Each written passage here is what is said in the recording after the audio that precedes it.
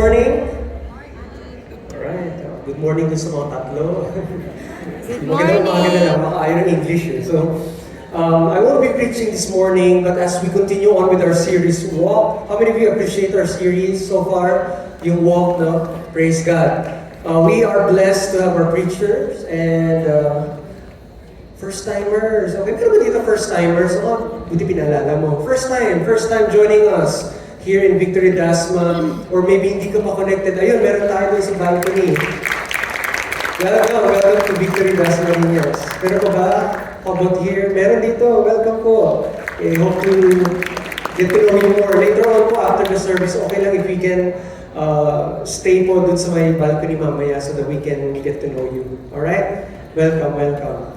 Alright, so as we continue on with our series Walk, napakaganda po ng topic natin today. So let's, hindi ko na po patatagalin, no? I'm gonna introduce to us our preacher for today. He's actually one of our prolific Victory Group leaders. And he's happily married to Tin, who is also one of our Victory Group leaders. And the Lord blessed them with 3 beautiful children, si Nathan, David, and Daniel. Okay? Let's prepare our hearts as we hear the Word of God through Julius. Pangkalan natin si Julius. Thank you, Pastor Ray, for that wonderful introduction. So, it is really by grace that I'm here sharing the word of truth, which is the word of the Lord. Right? And in behalf of our L113 Batch 8, graduate, thank you, pastors, L113 teachers and coaches, in really investing your time and effort in empowering us to know Christ and to be part of God's advancement. So, yun. And again, I am Julius. So, I am one of the couple's Victory Group leader in our church and part of admin team. And today, we are still on our local series entitled Walk, wherein alamin natin how can we walk our identity sa identity natin as a believer of Christ. And right now, I will also introduce my family. So, I asked my wife, Christine, to drawing mo naman ako ng picture ng family natin. So, this is the picture of our family. Yan. Clear na clear po. Nandiyan si Mami, si Daddy, at 3 naming mga anak. Clear yung role, di ba? But sometimes, in our relationship, parang ganito din. Kita ko sino, pero walang colors. Right? Sometimes in our relationship, alam mo yung parang empty kayo. Tatay siya, nanay siya, yun lang yun. Hindi kami sa mga proud eh. O kaya naman, dysfunctional yung relationship nyo. Yung tipong walang chemistry. Get nyo ako? Worse, toxic. Yung tipong papasok ka sa workplace mo, Monday pa lang, gusto mo na mag-Friday. Kasi ayaw mo mag-clash sa boss mo. Or even ikaw ang estudyante ngayon, ikaw yung bata ngayon, ayaw mo agad umuwi. Kasi pag uwi mo, sigurado, uutusan ka ng parents mo. Or, husband and wife, every time nilang mag-uusap kayo, kontrabulante kayo. Napaka-toxic. Alam nyo, God's design, original design sa us, is to have a harmonious relationship. God wants us to have a harmonious relationship by submitting to each other. And today, Paul will tell us ano ba ibig sabihin nun? How can we submit to one another with harmonious relationship? And may I invite everyone, pwede po ba tayo tumayo? At we read the Word of God in Ephesians chapter 5, verse 22 up to 6, verse 1 to 9. Alright, if you have a Bible with you, if you have a mobile app, follow po kayo. Alright, let's start reading the Word. Sabay-sabay po tayo. Wives, submit to your husband as to the Lord. For the husband is the head of the wife, even as Christ is the head of the church, his body, and is himself its Savior. Now as the church submits to Christ, so also wives should submit everything to their husbands.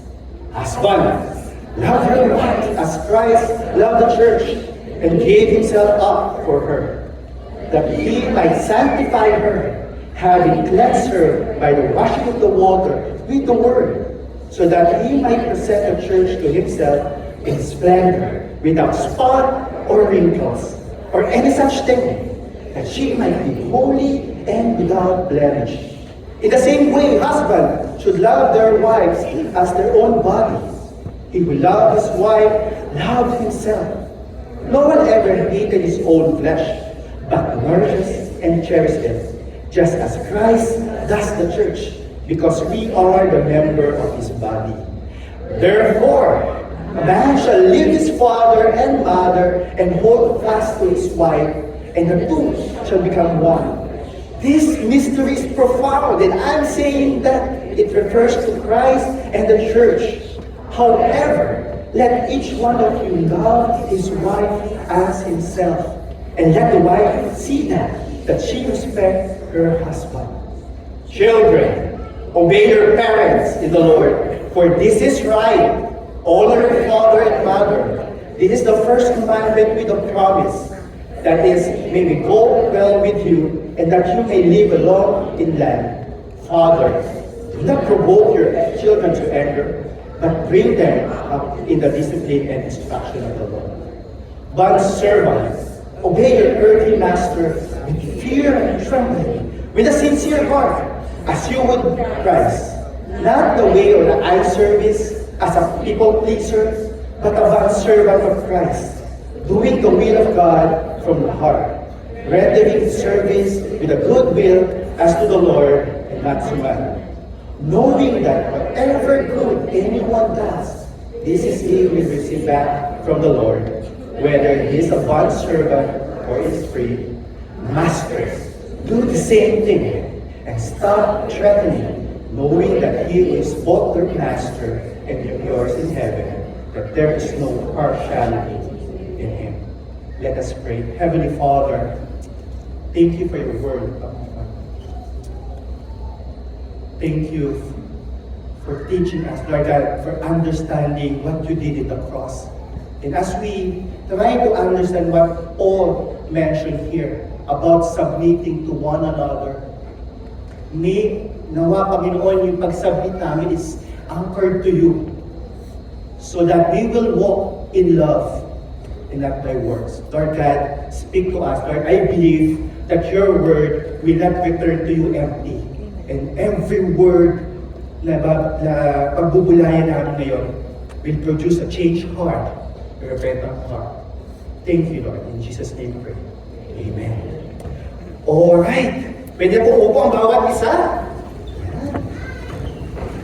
Alam niyo po yung pinag-usapan natin, it is a letter of Paul to the Ephesus.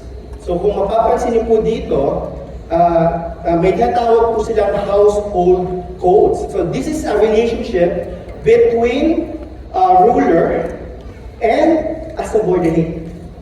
Hindi ko to parang tropa-tropa lang. Okay? Ito yung mga example niya. Pag ruler, siyempre, may husband, parent, and master. Siguro ngayon, yung master can be an employer, right? Can be, may kasambahay ka, so maybe parang master po yun. And subordinate is yung wife, children, and bondservant. So, dito po sa diniscuss po natin, madami pong sinabi si Paul na very practical instruction for these three category of household chores. Pero gusto ko pong i-emphasize sa inyo yung dynamics na, which is much important. And it is yung sinabi niya that ginagawa natin to in reverence to Christ. It is our walk of obedience sa Panginoon. Okay? Alam niyo po, yung mga sinabi kanina ni Paul, yung nabasa natin, actually pwede na even outside the church, pwede mo siya i-practice eh. Pero, if it is not anchored to Christ, nakakapagod yan. Nakakapagod. So, pag himay-himayin po natin yung sinabi niya and yung kayo na sinabi natin. And yung inaaral ko po ito, meron agad ako napansin. So kung mapapansin niyo, pag binasa niyo po yung Ephesians 5 and 6, una nang minention is wife, children, bondservant. Bakit kaya? Kasi siguro, yung tatlo na yan mga reklamador. Diba? Sila yung mga ating nag. Yun ba yung reason? No, of course, di ba? The very reason why Paul mentioned them is to give importance and weight ng kahalagahan nila. Alright? Church, submission doesn't mean inferiority. It doesn't mean na has a wife ka, it doesn't mean na children ka, wala kang pakisunod ka lang. No! Hindi ganun. It's like an orchestra. Kapag may orchestra, may conductor. Di ba? May musician. And kapag wala yung isa doon, hindi sila makakapag-produce ng wonderful music. This is same sa mga subordinates. So ngayon po, let me share niyo po. I will try to discuss more about these three category po. Uunahin ko lang po yung bondservant, tas pataas po, if you don't mind. So sabi po dito, yan po. Bondservant, obey your earthly master with fear and trembling, with a sincere heart, as you would in Christ. Yan. Mga bondservant, mga empleyado, Christian employee, believer of Christ. Minsan, being a Christian, or even an employee, minsan may ganito tayong attitude. Wala naman si boss, edits muna, at-chat muna. Okay ba? Di bali ng pagod, or di bali ng tamad. Di naman pagod. Okay? Or I will excel. Gagalingan ko kapag may bonus, kung may incentive, or may promotion. O kaya, sinisiraan mo talaga si boss. At si boss, ang pangit na ganyan. Ay sir, guwapo. Sir, guwapo niyo po ngayon. Ay, ganun po ba kayo? And minsan, lumalabas po ito even sa social media. Para makikita nyo, nagpo-post po tayo, hey, I'm blessed, I'm here in Victory Weekend. Then kinabukasan, yung post mo is against sa employer mo. Hello? Alam nyo, even your bosses, even your master knows if you're a Christian and not. And minsan, hindi natin alam bakit tayo mismo iwas para maintindihan nila yung gospel. Same thing, Master, do the same. And stop threatening. Knowing that He who is both their Master and yours, you're in heaven. Yan. And there is no partiality. Mga boss, mga business owner, ito ba tayo? Napakati na lang kayo ang tama. Even may magandang naiisip mong ideas ang inyong mga employees, i-ignore mo kasi I am the boss. I am the boss. Ano naman kayong magawang tama eh? Every time na lang bumabagsak mayroong problema sa operation natin, kayo ang may dahilan. Tama yung naisip ko. Mga walang silbi. Lahat kayo pwede kong palitan. Okay? Threatening talaga. Or even, and sometimes, we are faithful in the ministry of church. We are faithful in the tithes. But we are not faithful in our subordinates. If you're a businessman right now, hindi ka nagbabayad na binibigyan ng SSS, PhilHealth, yung mga kasambahay mo, yung mga employees mo. It contradicts sa pag-walk natin sa Panginoon. Bondservant, obey with reverence and sincere heart as you do it to the Lord. And for the master, for the bosses, sa mga may capacity to mamahala, maging accountable tayo sa kanila. Because our service in the workplace reflects our Christian obedience. It reflects. Kita yan, hindi pwedeng pag Saturday, Sunday, woo! Pero pagdating natin sa workplace, iba kinikilos natin. We could extend our worship to the Lord even from Monday to Friday. Pusin tayo sa parents and children, baka yung mga hindi na makagalaw. Parents and children. Okay, children, obey your parents in the Lord. David, yan, anak ko po nandito. Usually sa kids church po sila, pero nandito sila to support me. Thank you.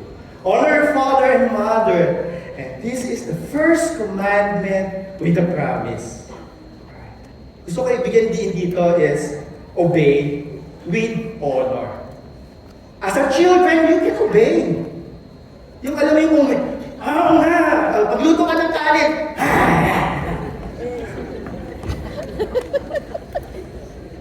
hello? Okay. Pero dito binigyan din ng honor. Honor is you put weight, need the end. Need the end. You give value. Because when you follow your parents, kapag naiintindihan niyo, binavalue niyo, may diin po yun, paglaki niyo po, obedience to the Lord is mas simpler. Hindi sa continuous struggle. Kapag naiintindihan about tithing, kailangan ko pala madali kasi I already honor my parents, sinabi niya yun. I already understand. Children, I would like to say this to you. Darating yung time that you will obey, you will listen several instructions to your kabarkada, to your student, to your workplace. But if you don't give weight in obeying your parents, mahihirapan ka sumunod sa Panginoon. When God is instructing you to do something, hindi mo naiintindihan na yung weight ng pag-follow is na sa Panginoon. Struggle is there. Struggle. Obeying your parent keep us from the destruction because, why? Do you know that it is the disobedience nila Adam and Eve why tayo napalayo? And because of that, destruction happened. That is why, mga kabataan, follow your parents. Parents, teach to obey. Do not provoke your children to anger, but bring them up in the discipline and instruction of the Lord. Mga tatay, mga mother, it is important for us to teach them to obey, to lead them to Christ. Minsan, tayo pa ata yung nagdi-discourage sa kanila. Or minsan, baka wala tayong intentional relationship to really teach them. We are accountable to them. Be intentional in raising them. Alam mo, if you want to raise a rebellious child, the fastest way to do it, sasabihin ko yung sekreto. Magsabi ka sa anak mo na isang bagay na gusto mong matutunan niya, tapos huwag mong gawin. Sabihan mo yung anak mo, huwag kayo sumigaw. Pero ikaw, huwag kayo sumigaw. Hawa yun. If you want to be rebellious, you want to raise a rebellious child, ganun. When I heard it in Pastor Ray, medyo tinamaan ako eh. Ako yun. Sometimes, I can see myself, the ugly self of me sa mga anak. And I ask, Lord God, patawarin niyo ako. Because sometimes, I'm not aware that what I'm doing is saying ng aking anak. We need to be intentional. Do you have time sa mga anak niyo to have family at dinner, eating together? Kailan ba yung time na nakausap niyo sila? Na mahinsinan. Church, even in the young age, turuan niyo sila para yung obedience nila sa Panginoon will be consistent. But also, I would like to emphasize, it should be anchored sa Panginoon. We should be a role model. Dapat makita si Jesus sa buhay natin. Dapat siya po. Nandiyan pa po ba kayo? Yes. Kaya niyo pa ba? Yes. Husband and wife!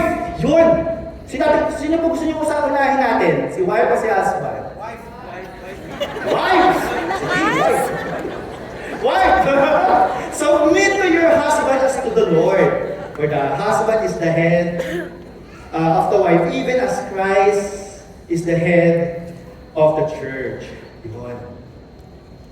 Mga kananayan, wives, do you know that it is part of your Christian obedience is to submit to your husband? Alam niyo ba na it is a reflection ng pagsunod sa Panginoon. That is why ironic minsan, no? I see a lot of Christian, napakainit, even sa church, yung nagsasabit sa church, sabi ni Pastor, yes, Pastor, diba? And even sa workplace. Pero pagdating sa bahay, nahirapan mag-submit. I asked you a wife yesterday, tinanong ko sila, ano ba yung nagiging dahilan? Bakit hindi kayo makapag-submit? And tumatawa si ate. Alam na yun. Kami yung pinag-uusapan namin. Alam mo, it took them like 3 to 5 minutes para sumagot. Bilang na-realize ko, dapat na nasasubmit kayo, hindi kayo makasagot. But the thing is, habang pinagbubulay-bulayan namin siya, I understand na yung mga concern nila is about sometimes raising the kids, yung pag-discipline sa kanila, yung mga future. And minsan kasi, I think I see the commonality, minsan po, your ideas as a wife, you feel much better than much better sa husband mo. Kaya nga minsan halimbawa, kahit nagdadrive ka, naalala ko to sabi mo sa asawa mo, uy, traffic dito sa Manila, kumabig ka. Tuloy pa rin yung lalaki. Tapos pag na-traffic na, sabihin ulit ng babae, see? Yan, hindi nakikinig. Kaya ba't natamaan dyan? The thing is, yun nga, minsan kasi may ideas tayo and hindi natin kaya magpasubmit sa ideas ng ating mga husband. This is similar actually po sa Isaiah 55 when the Lord says, my thoughts is not your thoughts and my ways is not your way. When you realize that submitting to your husband really reflects how you trust the Lord even though hindi mo maintindihan, that is faith. That is faith. And you know, wife, I want you to listen this. If makita po ng inyong mga husband that you are submissive and even to fail they submit, time will come that they will face difficult decision. They will face difficult decision. But they will anchor their submission and trust sa Panginoon. Why submit kayo?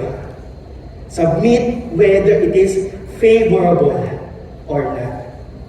Kahit hirap ka, submit ka.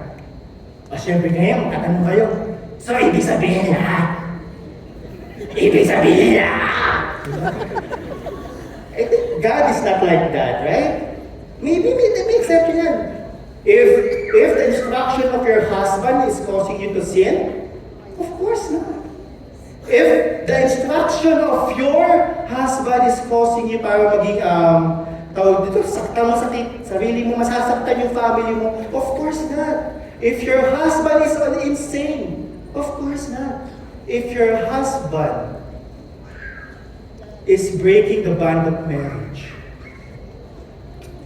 not. Wives, submit whether it is favorable or not.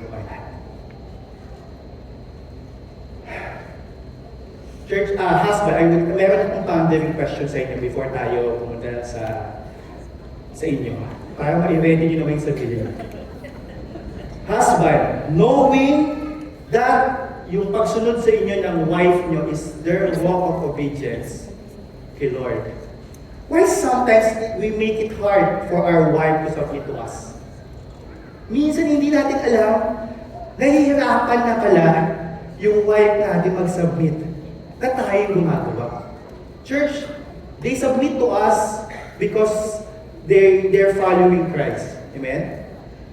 And the devil will try to steal that. Will try to tempt your wife not to submit. Kaya ibig sabihin, it's a relationship. I-assess din natin. Minsan mayroon tayong pinupush. Hindi pala worth pushing. We have to be sensitive on that. Husband, again, why sometimes we make it hard for our wives to submit to us? Lipat na tayo sa husband. Husband, love your wife as Christ loved the church and gave himself up for her. Alam niyo po so, husband means you lead with love. Alam niyo po yung sinabi ditong love, ang ginamit dito is agape. It is mind over emotion. It is mind over feeling. It is a continuous denial. Love without expecting a return. Kaya kahit pag uwi mo sa bahay, kahit amoy pawis yan, love mo yan. Kahit ano magpakis niya, love mo yan. At kahit hindi ka bigyan ng kape, love mo yan.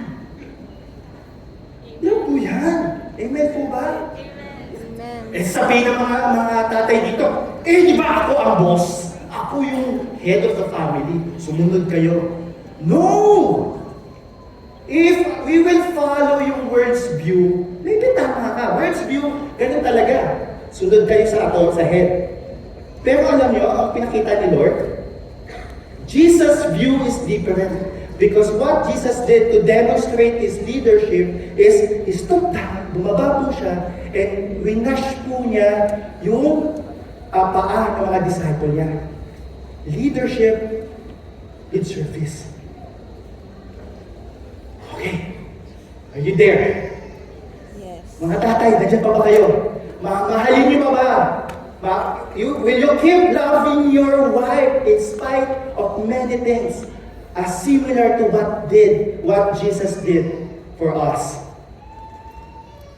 Let me continue. That He might sanctify her, having cleansed her by washing of the water with the word, so that He might be present to the church, I might present to the church Himself in splendor, without a spot or wrinkle or such thing. Husband, we are the protector of our family. We are the protector of our wife. We are the preserver. Husband, when was the last time you yung asawa mo? When was the last time nag-beauty rest yan? Kumatawa sila ng pagkakas. When was the last time? Pag-isipan niyo ito mga katatayan. Tingnan niyo yung asawa ng simple lang. Simple lang. I want to say you this. Her radiance, yung pagkabulong niyan, reflects on how you are taking care of her.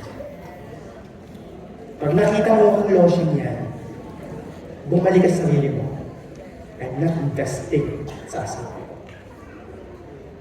Amen po ba yan sa mga wife? Amen. Amen po ba? Woo!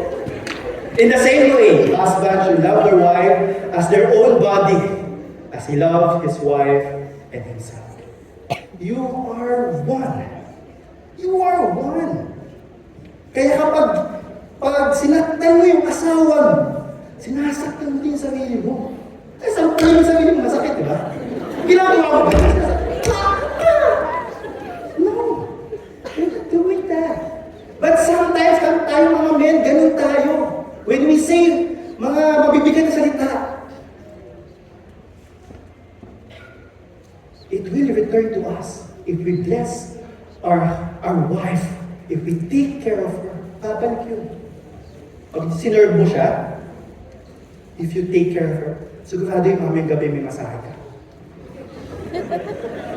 Sikreto ko yun.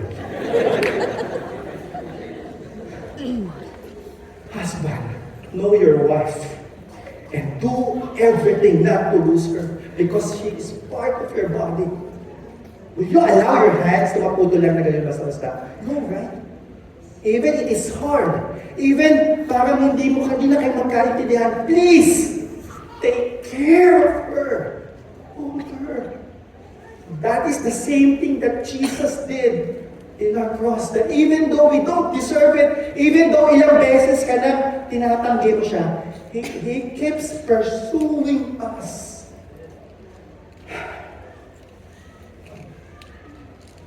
Alam niyo po, may mag-asawa po, yung babae, Christian, and then yung lalaki hindi. And during this time, yung babae, since Christian siya, ang gusto niya parating gawin is, nagpapahatid siya, hatid sundo siya sa church. As yung church is like 15 to 20 kilometers. So imagine this, every time gigising sila, magdadrive, hatid doon, aalis ulit yung lalaki, yung asawa niya. Tapos, pagkatapos ng church, babalik, sunduin. And naiinis yung lalaki, yung tatay, yung asawa niya. Kasi, ano ba yan? Napakalayo ng church. Wala pang malapit na church. And ganyan pa ating ginagawa niya. And sa lahat sa babae, you think, I'm doing this for the Lord. I'm serving the Lord. Serving the Lord. And then suddenly, he realized the value of submission. One Sunday, kinausap niya yung asawa niya. Sabi niya, hindi na tayo mag-church sa may Palapala. Sa Robinson Palapala. And you know what? Yung lalaking tata, yung asawa niya, dinarive siya. And habang lumabas yung asawa niya, lalaki papunta dun sa church, yung lalaki sumunod. Follow them. And I can still remember, sila po pala si Kuya Mario and Ate Agnes. And I can still remember every time may VG kami, ito yung pati niya sinasabi ng tatay, ng asawa niya. It is my wife's submission that led me to know and accept Jesus our Lord. We are a testimony. We are the gospel. And it doesn't end there. Alam niyo po, si Kuya Mario namatay na po last August. Pero po, yung pagmamahalan, the harmonious relationship na nabuo ng kanyang may bahay, leads them to make disciple sa another couple na si John 7 Joe. And right now, they are planning to sign up in E2P and already signed up sa kids and music ministry.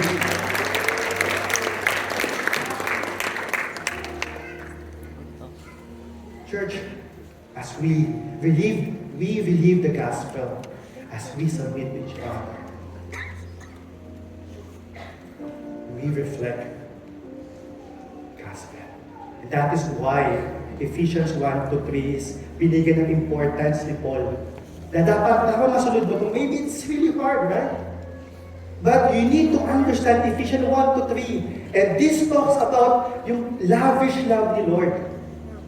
Eh maybe right now you're struggling, Lord, ang hirap naman mag-submit sa asawa ko. I want to say you this.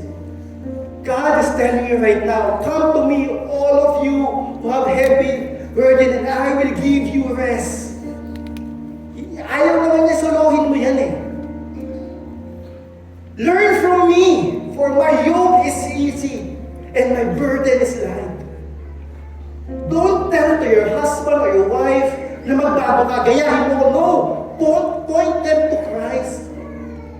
Because when they realize the gravity of Jesus Christ, what He did, submission and loving each other is napaka-automatic.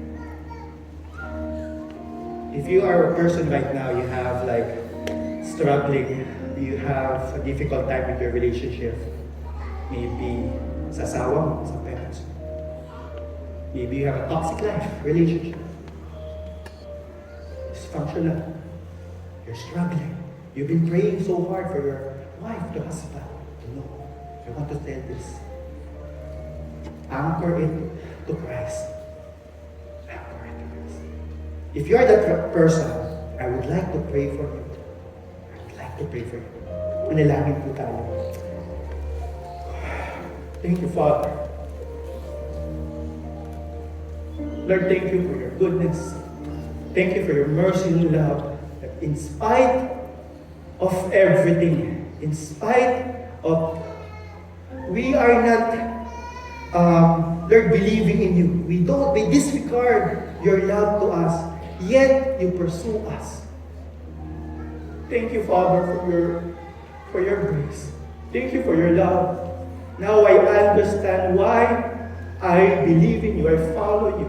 Lord, panalangin ko, Lord God, in our relationship sa aking asawa, sa aking mga anak, I will be intentional in pointing them to Christ. I will intentional to submit to them because ginagawa ko siya for you. This is my walk I walk the talk. This is my walk and talk in my obedience in following you. Lord God, will you fix our heart? Fix it, Lord. It is heavy, but sabi mo nga, come to me, and I will give you rest. Lord God, I speak healing, relationship, I speak comfort. Lord, I expect miracle. That Lord, after this worship, we will be intentional with our kids. We will be intentional to our wife and husband because we are reliving the gospel. Because you are God, our loving God. Thank you, Father. In Jesus' name. Amen. Praise God. How many of you appreciate that powerful reminder? Praise God for a powerful message through Julius. Why don't we all stand? I just sense in the Spirit that the Holy Spirit is already ministering to each one of us here today. Yung lalo yung mga tumatawa kanina, yan. God is nudging. Anak, I'm reminding you. God knows our desire to have harmonious relationships, whether that's a marriage relationship, parental relationship, even a relationship in our workplace. Alam po ng Panginoon yung desire na yun. But for some of us here while listening kay Julius, habang nagsispeak ang Panginoon, somehow we feel like parang Lord, ang daling sabihin pero ang hirap gawin. It's hard to submit to someone na hindi ka submit. It's hard to obey and honor someone who doesn't deserve honor. Nasasabi mo yan, Julius, kasi ka-honor tatay mo. What if hindi ka honor yung tatay mo? Ang tatay ko. Someone who abandoned me. Someone who even abused me. Ang hirap po, di ba? Alam po yun ng Panginoon. But you see, on our own, it's impossible. It's impossible to submit, to honor, to love them the way Christ loved us. That's why it would start from submitting ourselves first to the Lord Jesus Christ. With our heads bowed and eyes closed. This is you. You're saying, Pastor, that's me. Ang hirap. Ang hirap magpatawad. Ang hirap. I don't think marireconcile pa kami ng asawa ko, ng tatay ko, ng mga kapatid ko, or ng boss ko. But it starts from us surrendering our lives to the Lord Jesus Christ and allow Christ to do the work. Just as He said, it is finished. He did all the work. Nag-respond lang tayo. So with heads bowed and eyes closed, if that's you, with all humility and submission, just raise your right hand. It's a sign of surrender. Yes, I see those hands. God bless you. I see those hands. Alam mo lang, hindi fully submitted yung life mo. Could it be yun lang ang kulang? Could it be yun lang yung tanging way para maayos lahat? It starts from there, and everything else will follow. Lord, you see these hands. You see po, Panginoon, yung mga kamay ng aking mga kapatid right now. Alam niyo rin po yung kanilang sitwasyon. Alam niyo rin po yung kanilang mga challenges. At every day, Lord, yung na-mention ni Julius na toxic relationship, nandun po sila. But thanks be to God, Lord, that they don't have to live that way for the rest of their lives. Even today, God, you can heal their relationship. You can restore them in the name, Lord God, of our Lord Jesus Christ. And with the power of the Holy Spirit, you can change that. You can restore that and you can heal that, Lord. Right now, we surrender ourselves to you first. Lord, if there's anything in our hearts that's not fully surrendered in your Lordship, Lord, if yung buhay po namin hindi pa na-surrender namin, today we make that decision. We make that decision today, just right now, with your own words, just say it, Lord, I surrender my life to you. I confess that you are Lord. Hindi po ako ang Diyos. Kayo po ang Diyos. I surrender my relationships. I surrender my marriage, my work, my job, all my relationship to you, girlfriend, boyfriend relationship, na hindi honoring, Lord, I surrender this to you. May you be glorified in my relationship. Now, Lord, we ask that you would step into that relationship right now. Bring healing, bring restoration, and may that relationship bring glory to your name from this day on. We declare this by faith. In Jesus' mighty name we pray. Amen, amen, amen. Praise God. Let's lift our hands together as I pray a prayer, benediction to all of us. We receive the blessing of the Lord. Lord, we ask that you would bless us. As Lord, you send us. Lord, may you empower us with your Holy Spirit that we may be able to apply everything that we've heard this morning. That this will not just be informational, but it will be transformational. Salamat po, Panginoon Holy Spirit. How you will empower us as we leave this place. May the Lord bless you and keep you. May the Lord make His face shine upon you and be gracious to you. And may the Lord turn His countenance over you and grant you peace wherever you go. In Jesus' name we pray. Amen, amen, amen. God bless you. See you next week. If you need prayers or prayer, keep mo natin narito.